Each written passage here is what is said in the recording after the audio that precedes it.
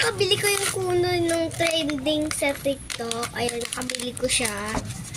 Kuno snack kasi tagal ko na ito naantay. Gusto ko palang katikman. Tara, tikman na natin.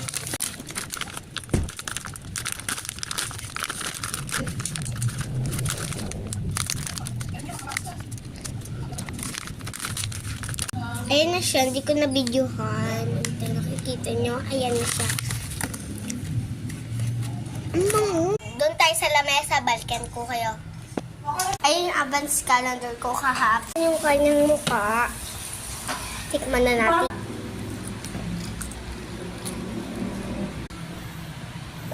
Ang sarap. Mas masarap siya kahit yung nasa SM. Ang pangang lasa, mas masarap. By part 2, babalik ko kayo for Kunos na.